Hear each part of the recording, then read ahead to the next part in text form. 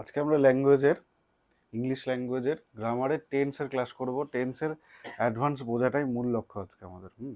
সেটার জন্য একটু ক্লজের কনসেপ্ট লাগবে, ক্লজও পড়ানো হবে পরবর্তীকালে। যেটুকু কনসেপ্ট লাগবে সেটুকু আজকের ক্লাসে আমরা বুঝে যাব। মূলত আমরা টেন্স কয় প্রকার জানি? 3 প্রকার, পাস্ট, প্রেজেন্ট, ফিউচার, তাই তো? এটার আবার ভাগ আছে। কি কি ভাগ আছে?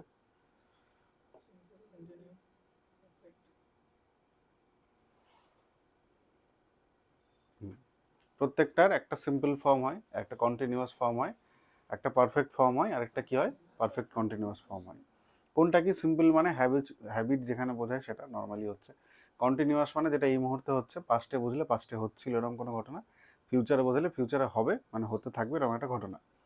পারফেক্ট মানে যে কাজটা শেষ হয়ে গেছে সেরকম একটা ঘটনা। আর পারফেক্ট কন্টিনিউয়াস মানে যে কাজটা পূর্বে শুরু হয়েছিল আর এখনো চলছে। ঠিক।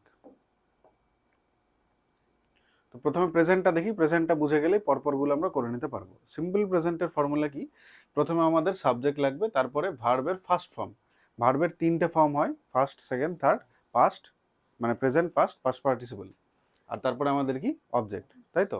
তাহলে এই যে এখানটাতে ভার্ব ওয়ান রয়েছে, ভার্ব ওয়ানের সঙ্গে এস এবং ইএস কিছু কিছু ক্ষেত্রে যুক্ত করতে হয়। কখন কখন যুক্ত করতে হয়?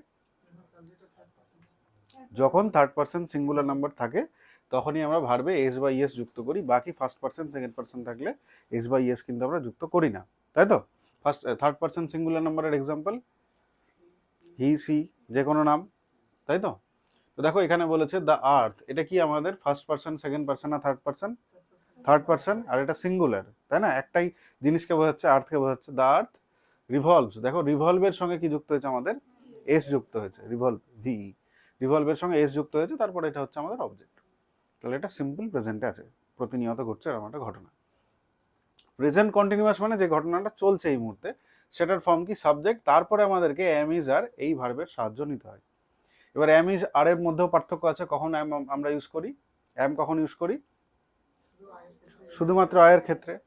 তারপরে ইজ কখন ইউজ করি? থার্ড পার্সন সিঙ্গুলার নাম্বারের ক্ষেত্রে, হি ইজ, সি ইজ।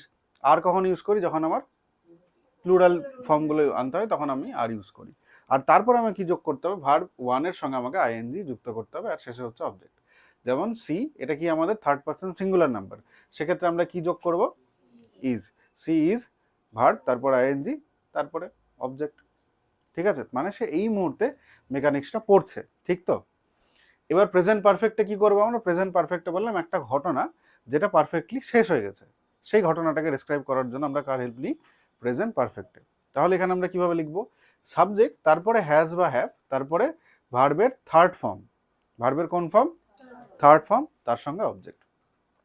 তাহলে উই, তারপরে আমরা কি যুক্ত করলাম? হ্যাভ। আচ্ছা, হ্যাভ কোথায় ইউজ করি আর হ্যাজ কোথায় ইউজ করি?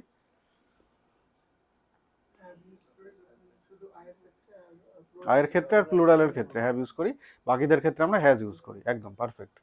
তাহলে উইটা হচ্ছে প্লুরাল একটা সাবজেক্ট, তাই না? তারপরে আমরা কি যুক্ত করব? হ্যাভ। উই হ্যাভ, তারপরে এটা কি? ব্রোকেন। ব্রোকেনটা হচ্ছে ব্রেকের থার্ড ফর্ম, ব্রেক ভার্বের থার্ড ফর্ম, ভি3।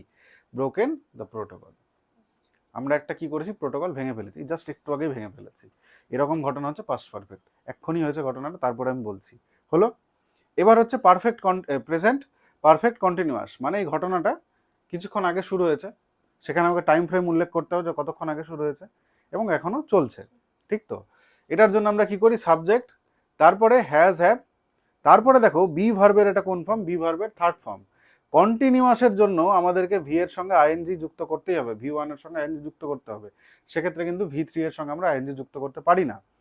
হ্যাভ হ্যাজ এর পরে আবার আমার একটা ভি3 দরকার, সেটা কি? বিন, সেটা বি ভার্বের থার্ড ফর্ম আমরা রেখে দিয়েছি সেজন্য। আর তারপরে আমাদের কি আছে? কতক্ষণ ধরে হচ্ছে, সিন্স, মানে কতক্ষণ ধরে ঘটনাটা চলছে বা কোনো একটা টাইম ফ্রেম বোঝানোর জন্য, ঠিক? এক্সাম্পল কি আছে? প্রেম হ্যাজ, তারপরে কি? বিনটা কি? বি ভার্বের third form. Prem has been working, এটা পারফেক্ট বোঝানোর জন্য, এটা কন্টিনিউয়াস বোঝানোর জন্য। প্রেম হ্যাজ বিন ওয়ার্কিং মানে প্রেম কাজ করে চলেছে as an analyst for 10 years, কতদিন ধরে? 10 বছর ধরে। এই যে টাইমটা, এটা উল্লেখ করাটা জরুরি। কোথায়? আমাদের প্রেজেন্ট পারফেক্ট কন্টিনিউয়াসে, যে কতদিন ধরে ঘটনাটা হচ্ছে। ইটস রেইনিং সিন্স মর্নিং এরকম পড়েছিলাম না আমরা? ইট হ্যাজ বিন রেইনিং পড়েছিলাম না? এই হলো আমাদের প্রেজেন্ট টেন্স। এটা যে বুঝে গেলাম, এরপরে পাস্ট টেন্সে কোনো অসুবিধা নেই। পাস্ট টেন্সে আমরা শুধু কি করব, ভার্বগুলোকে, হেল্পিং ভার্ব হোক বা মেন ভার্ব হোক, এগুলোর শুধু টেন্সগুলোকে চেঞ্জ করব। যেমন এর আগে আমরা দেখেছিলাম সাবজেক্টের পরে ভার্বের ফার্স্ট ফর্ম ছিল সিম্পল প্রেজেন্টে, এখানে সেটা কি হয়ে যাবে, ভার্বের সেকেন্ড ফর্ম, তারপরে অবজেক্ট। এক্ষেত্রে কি ছিল, অ্যামিজার ছিল, অ্যামিজারের জায়গায় ওয়াজ ওয়ার হয়ে যাবে। আর ভি1 আইএনজি, আমরা তো বললাম আইএনজি যুক্ত করলে আমাদের ভি1ই রাখতে হয়, কোনো অসুবিধা নেই। পাস্ট পারফেক্ট কন্টিনিউয়াসে এখানে হ্যাজ বিন বা হ্যাভ বিন ছিল, সেটা আমরা কি করে দেবো, হ্যাড বিন, বাকি পুরোটা একই আছে। কোনো অসুবিধা এই তিনটাতে? অসুবিধাটা আমাদের এখানে গিয়ে হয়, তাই না? এই জিনিসটা একটু ভালো করে বুঝি। পাস্ট পারফেক্ট বা প্রেজেন্ট পারফেক্ট, আমি কি বললাম, কোনো ঘটনা যেটা পারফেক্টলি শেষ হয়েছে সেটা কি আমরা প্রেজেন্ট পারফেক্টে লিখি। তাহলে পাস্ট পারফেক্ট বোঝানোর সময় আমাকে এমন একটা ঘটনা বলতে হবে যে ঘটনাটা পূর্বে পারফেক্টলি কমপ্লিট হয়ে গেছে। তো পূর্বে যদি আমি পারফেক্টলি কমপ্লিট বলি, তাহলে আমাকে আরেকটা ঘটনা পূর্বে রাখতে হবে যার রেফারেন্সে বলবো এটা কমপ্লিট হয়ে গেছে। যেমন বাংলায় আমরা কি বলি, যে ট্রেন আসার পূর্বে, যাত্রী আসার পূর্বেই কি হয়েছে, ট্রেনটা ছেড়ে চলে গেছে। কোন কাজটা পারফেক্টলি হয়েছে, ট্রেনের চলে যাওয়াটা। তাহলে যেটা পারফেক্টলি হয়েছে সেটাকে আমি পারফেক্ট ফর্মে রাখবো। বা এখানটাতে যেমন দেখো যে ডাক্তার আসার আগে কি হয়েছে, রুগীটা মারা গেছে। কি আগে হয়েছে, রুগীর মারা যাওয়াটা পারফেক্টলি ডান। তাহলে রুগীর মারা যাওয়াটা আমরা কিসে লিখবো, the patient had died. Subject have বা হ্যাজ ভার্বের সেকেন্ড ফর্ম হ্যাড ইউজ করেছি, তারপরে আমরা এটা কি ডায়ের ভি3 ইউজ করেছি, তার মানে এটা কিসে আছে, পারফেক্ট টেন্সে আছে, তাই তো? কারণ কি, এই ঘটনাটা আগে ঘটে গেছে। এরপরে যে ঘটনাটা আমরা সাহায্য নিচ্ছি সেটাকে আমরা সিম্পল পাস্টে রেখে দেবো, বিফোর দ্য ডক্টর কেম।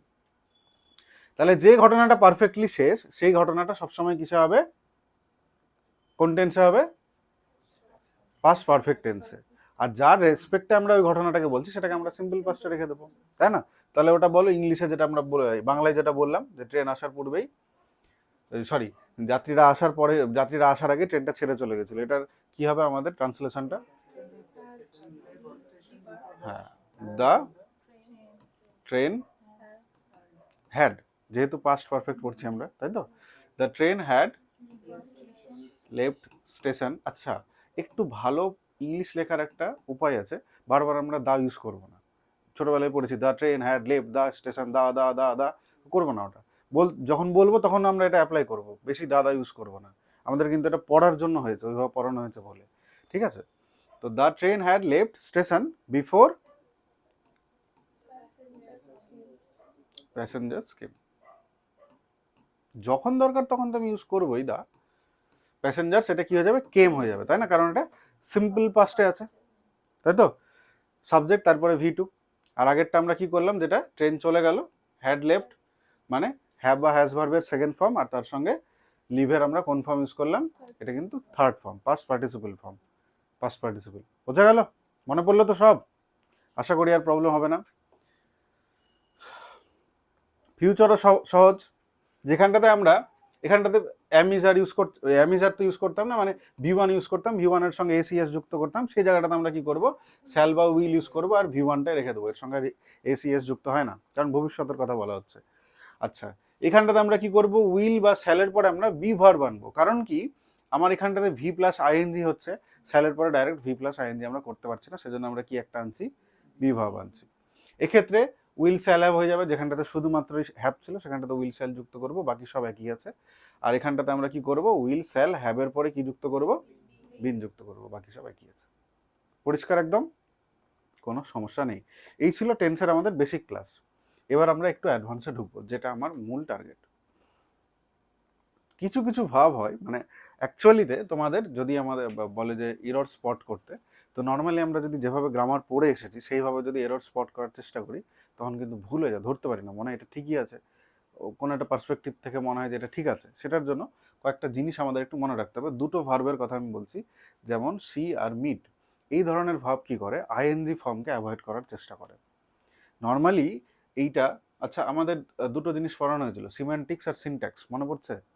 কি ছিল কোনটা, কোনটা কি? সিনট্যাক্সটা স্ট্রাকচার। তাহলে এই ঘটনাটা সিনট্যাকটিক্যালি ঠিক আছে, এর সিনট্যাক্স ঠিক আছে, স্ট্রাকচার ঠিক আছে, কিন্তু আমি একটু আগে দেখলাম কি, যে সি বা মিট এই ধরনের ভার্ব কি করে, আইএনজি ফর্মটাকে অ্যাভয়েড করার চেষ্টা করে, ঠিক তো? তাহলে সেক্ষেত্রে আমরা কি ইউজ করবো, সিমেন্টিক্সের জন্য, সিমেন্টিক্সকে এখানে আমি বেশি প্রাধান্য দেবো, সেখানটাতে কি করব, এখানটাতে এক্সাম্পল আছে I am seeing him tomorrow, যে আমি কালকে তার সঙ্গে দেখা করছি বা এরকম কিছু একটা ঘটনা, সেটা আমরা কি বলবো, আই সি হিম টুমোরো। একইভাবে ইউ, এখানটাতে কি ছিল, ইউ আর মিটিং মি, এখানটাতে আমি কি করলাম, you meet me. ING form avoid করছে। কোন কোন ভাব আমরা দেখলাম, সি, মিট, এই ধরনের ভাবগুলো। এটা মনে রাখার একটা জিনিস। এবার আমরা বোঝার একটু জায়গায় যাই। ক্লজ পড়েছি আমরা, ক্লজ। ক্লজ হচ্ছে বাক্যাংশ। একটা হয় মেন ক্লজ, আর একটা কি হয়, সাবঅর্ডিনেট ক্লজ। মেন ক্লজের উপরে ডিপেন্ড করে যেটা থাকে সেটাকে আমরা সাবঅর্ডিনেট ক্লজ বলি। যদি মেন ক্লজটা প্রেজেন্ট বা ফিউচারে থাকে, যদি মেন ক্লজ প্রেজেন্ট বা ফিউচারে থাকে, তাহলে subordinate clause can be any tense needed, যে কোনো টেন্স হতে পারে। এক্ষেত্রে আমার বাধ্যবাধকতা নেই। যেমন ধরো এখানে এক্সাম্পল দিয়েছে সি সেজ, এটা কিসে আছে আমার, প্রেজেন্টে, মেন ক্লজটা প্রেজেন্টে আছে, সি সেজ। তারপরে দ্যাট থেকে আমাদের শুরু হয়ে গেল কি, সাবঅর্ডিনেট ক্লজ, তাই না? তাহলে সি সেজ যেহেতু প্রেজেন্টে আছে, তারপরের সাবঅর্ডিনেট ক্লজ যা কিছু হতে পারে, দ্যাট হি ওয়ার্কস হার্ড, এটাও বলতে পারি আমরা প্রেজেন্টে, বা উইল ওয়ার্ক হার্ড ফিউচারও বলতে পারি। কিন্তু যদি মেন ক্লজটা কিসে থাকে, আমাদের পাস্টে থাকে, তাহলে সাবঅর্ডিনেট ক্লজ সবসময় কি হবে, আইদার পাস্ট হবে, আর না হলে কি হবে, পাস্ট পারফেক্ট হবে। যেমন দেখো হি সেড, এটা কিসে আছে আমাদের, পাস্টে, দ্যাট হি ওয়াজ টায়ার্ড। স্বাভাবিক, সে বলেছিল যে সে সেই সময় কি ছিল, দুর্বল ছিল, বা টায়ার্ড বাংলায় ক্লান্ত ছিল, তাই না? সে সেই সময় ছিল বলে সে সময় বলেছিল। তাহলে মেন ক্লজ যদি পাস্টে থাকে, তাহলে সাবঅর্ডিনেট ক্লজ কি হবে আমাদের, পাস্টেই থাকবে, আর না হলে পাস্ট পারফেক্ট হবে। সি থট, এটা পাস্টে আছে, এরপরে সাবঅর্ডিনেট ক্লজ কি আছে, দ্যাট হি হ্যাড ইটেন, যে ওর খাওয়া হয়ে গেছে। হ্যাড ইটেন মানে কাজটা পারফেক্টলি কমপ্লিট হয়ে গেছে, তাই তো? বোঝা গেল তো? এবার এই যে এই জিনিসটা পড়লাম, এটাও আবার কোথাও কোথাও গিয়ে ভেঙে যায়। কোথায় কোথায় গিয়ে ভাঙে, যখন আমরা ইউনিভার্সাল ট্রুথস বা হ্যাবিচুয়াল অ্যাকশনস আমরা বলবো, সেক্ষেত্রে মেন ক্লজ যাই থাকুক, সাবঅর্ডিনেট ক্লজ, যেহেতু ইউনিভার্সাল ট্রুথ বা হ্যাবিচুয়াল অ্যাকশনসের কথা বলা হচ্ছে, তাহলে সাবঅর্ডিনেট ক্লজ কি হবে, প্রেজেন্ট টেন্সে হবে। ইউনিভার্সাল ট্রুথ আমরা জানি যে এমনিও প্রেজেন্ট টেন্সে হয়, তাই না?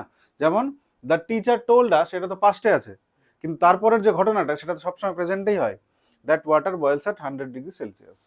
এটা যেহেতু ইউনিভার্সাল ট্রুথ বা সবসময় হয়, সেজন্য এটা কিসে হবে, এটা পাস্টে থাকলেও পরের সাবঅর্ডিনেট ক্লজটা আর পাস্ট বা পাস্ট পারফেক্ট হবে না, প্রেজেন্টেই থাকবে। বোঝা গেল?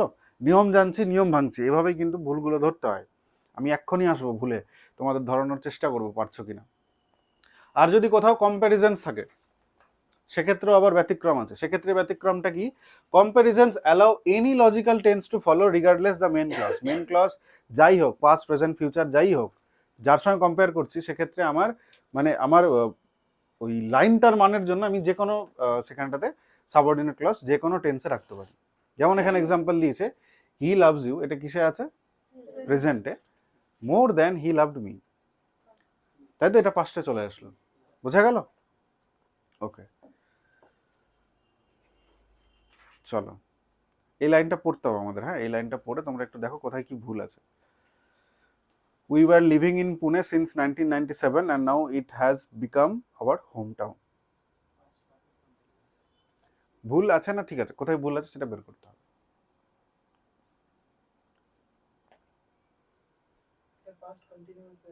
পাস্ট কন্টিনিউয়াসে আছে, কারণ কি উই আর লিভিং বলেছে, পাস্ট উই ওয়ার লিভিং বলেছে, পাস্ট কন্টিনিউয়াস। এবার পাস্ট পারফেক্ট হবে, পাস্ট পারফেক্ট কন্টিনিউয়াস হবে। কারণ দেখো এই যে একটা টাইম ফ্রেম বলে দিয়েছি, আমি বলেছিলাম না সিন্স এতক্ষণ ধরে ঘটনাটা হচ্ছে, তাহলে এটা কি হয়ে যাবে, পাস্ট পারফেক্ট কন্টিনিউয়াসে চলে যাবে। এটা কি হয়ে যাবে তাহলে, উই, এবার কি করবো আমরা, হ্যাভ না করবো না হ্যাড করবো, বলো হ্যাভ করবো না হ্যাড? আচ্ছা হ্যাড কেন করব, আমরা কি এখন বাস করছি না? ট্রেন আসার পূর্বে, সরি, যাত্রী আসার পূর্বে ট্রেন ছাড়িয়া চলিয়া গিয়াছিল, হয়ে গেছিল কমপ্লিট। এটা তো এখনো আছে পুনেতে, 1997 থেকে এখনো আছে, তাহলে এটা প্রেজেন্ট পারফেক্ট কন্টিনিউয়াস হবে, তাই না? তাহলে we have been living in Pune, তারপরে যা আছে তাই, শুধু এইটুকু আমি বাদ দিয়ে দিলাম। এইটুকু বাদ দিয়ে আমি কি যুক্ত করলাম, প্রেজেন্ট পারফেক্টে চলে গেলাম, কারণ আমি তো এখনো বসবাস করছি, তাই না? তাহলে we have been living Pune since 1997, তারপরে লাইন তো ঠিক আছে, and now it has become our home.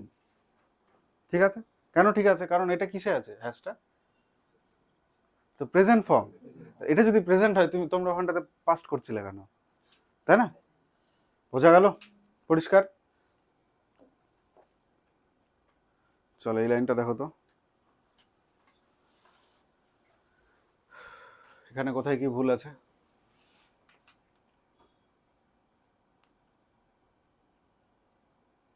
তোমরা এখানে এখনই পড়লে তারপরে মাথা ক্লিয়ার, এবার এটা পরীক্ষা হলে গিয়ে এই লাইনটা যখন দেখবো ঠিকই আছে। পরীক্ষা হলে তো এমনি প্রেশার থাকে, আর তখন তো এটা পড়ে যাচ্ছ না। এখন ধরতেই হবে তোমাকে এই লাইনে কোথায় ভুল আছে। হুম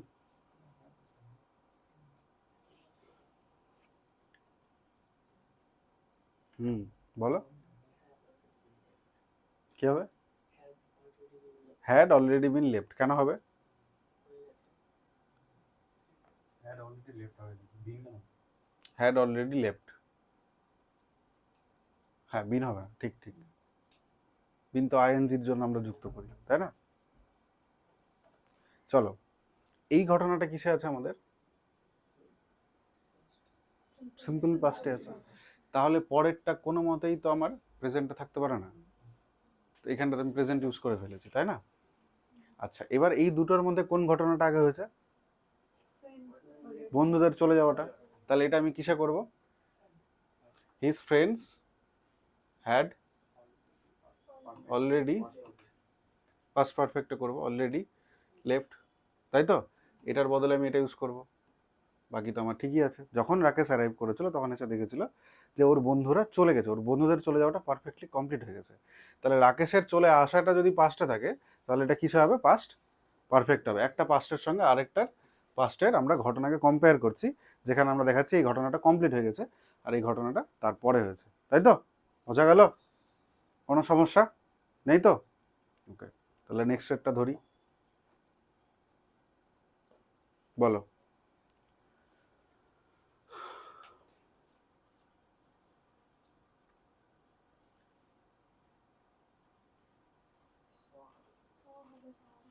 কি হবে? কি প্রেজেন্ট আছে এখানে? সেট প্রেজেন্ট না তো?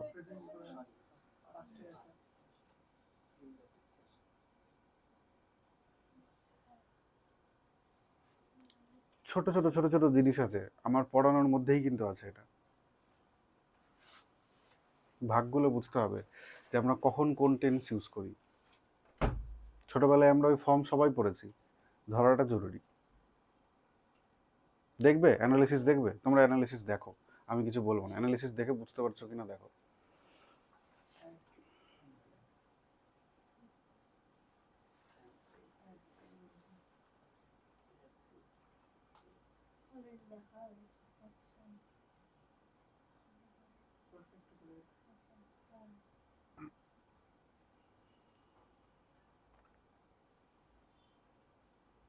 বোঝা গেল?